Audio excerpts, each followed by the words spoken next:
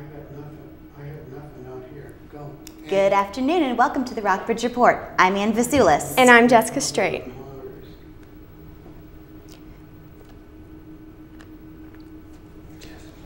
Local Democrats are stepping up efforts to ensure State Senator Cray Deeds prevails in his next election. Deeds has more than 10 years of experience as a member of the House of Delegates and another 10 years as state senator.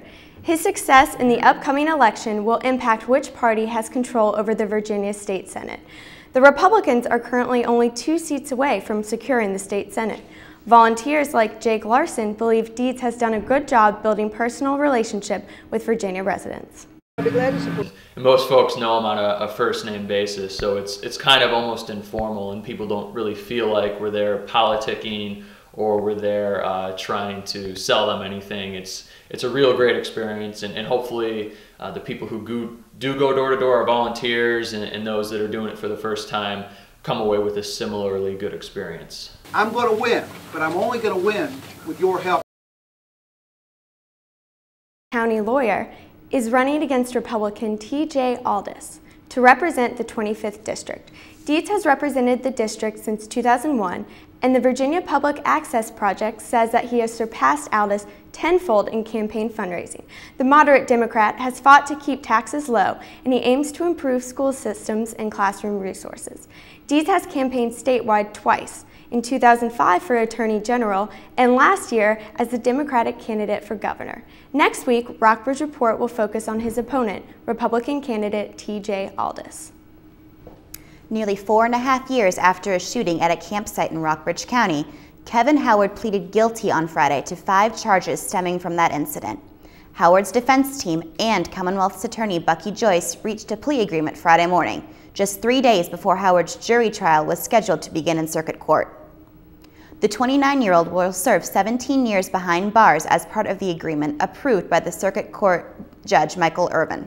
Howard admitted to firing and emptying a handgun into the tent of Jordan Milford and his girlfriend in the early morning of May 28th, more than 4 years ago, in a campsite at Arnold's Valley.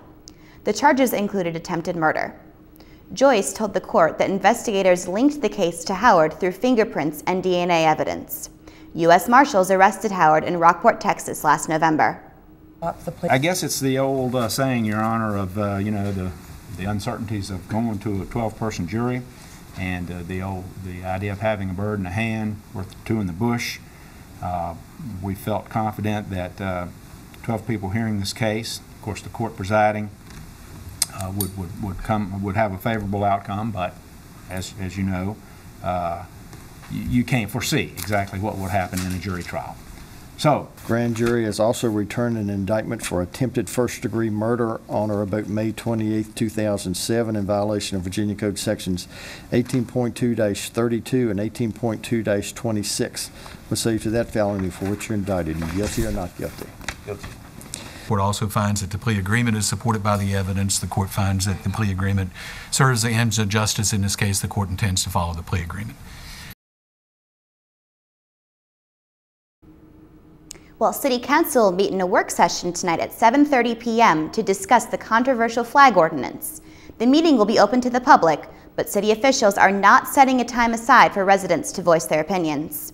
Leading the opposition against the ordinance is a group called the Sons of the Confederate Veterans. The group's spokesperson, Brandon Dorsey, has threatened to sue the city of Lexington if it won't reconsider its stance on the issue. The group marched through downtown Lexington today, flying their flags in a show of protest. Dorsey says they will continue these displays every Thursday until the city meets their demands. Stay tuned to the Rockbridge Report to learn more about the candidates running for Rockbridge County Treasurer, Commonwealth's Attorney, and Board of Supervisors, as well as Buena Vista Mayor. Lexington Attorney Joshua Elrod is running against incumbent Bucky Joyce for Commonwealth's Attorney this year. This is the first contested election since Joyce took office in 2003. Joyce has spent 25 years in the office.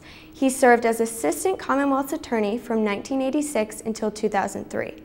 Elrod has practiced general law in Lexington for 10 years as a partner in the Mann, Vita, and Elrod law firm. Both candidates have campaigned door-to-door, attended community events, and interacted with voters. Both candidates say that they have relied on donations from friends and relatives. This year's elections will bring change to the county treasurer's office. Chelsea Stevenson has more. After 16 years, the county will have a new treasurer. Carol Hines was first elected in 1995 and plans to retire in 2012.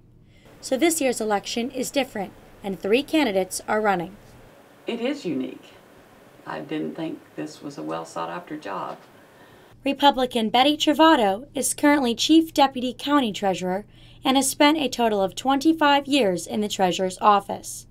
Travato has experience working for financial institutions and has taken a number of governmental accounting classes. If elected, she hopes to update the office's technology and, in her words, bring it into the 21st century. Independent Vicki Agner is currently County Director of Rental Assistance.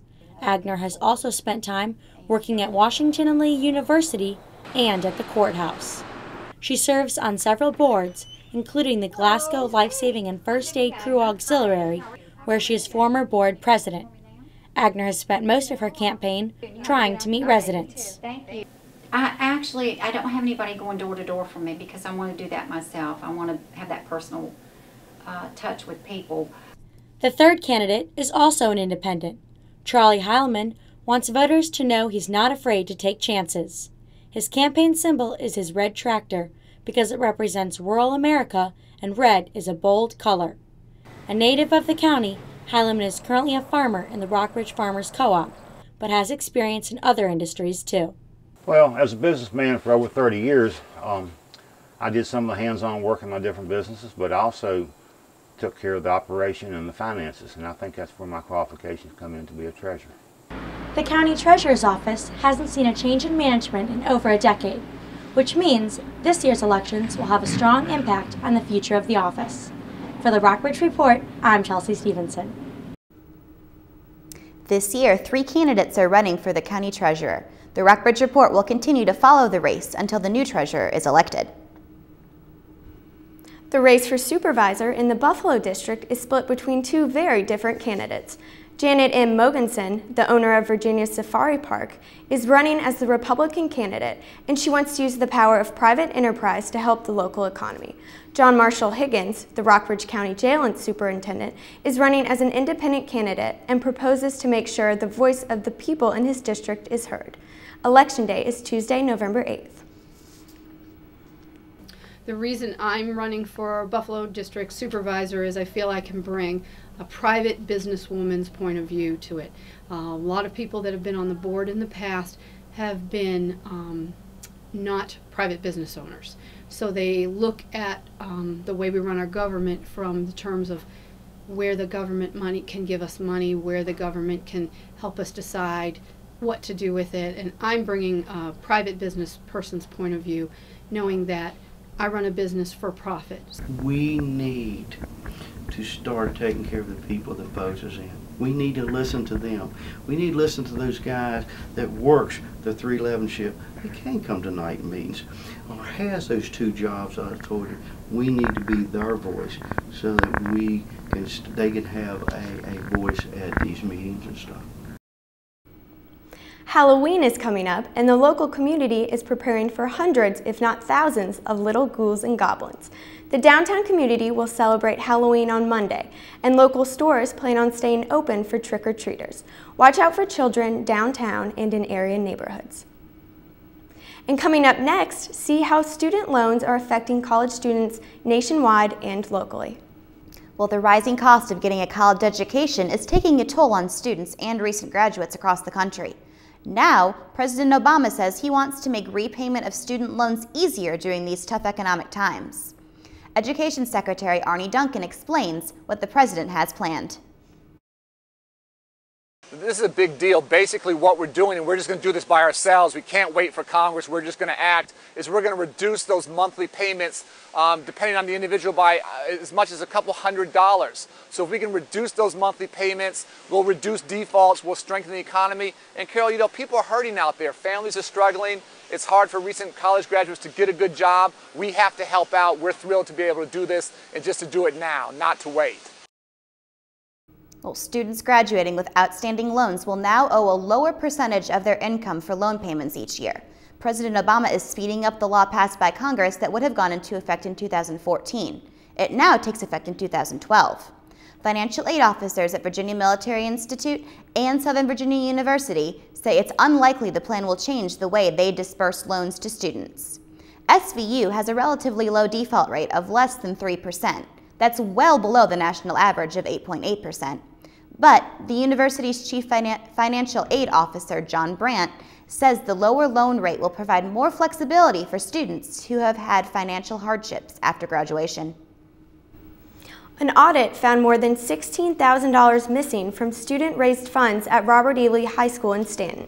School officials discovered that funds were missing after a new bookkeeper took over.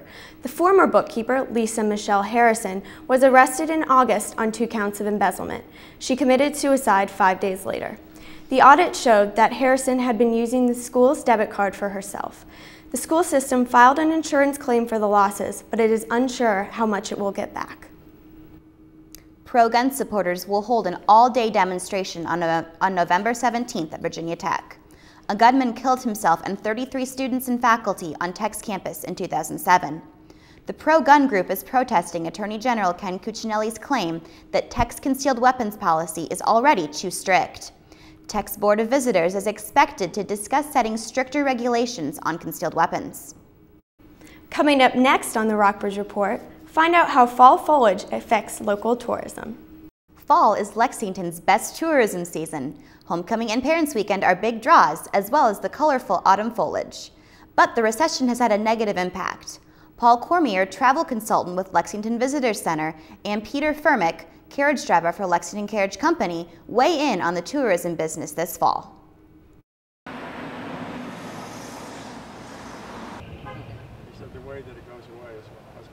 In the fall.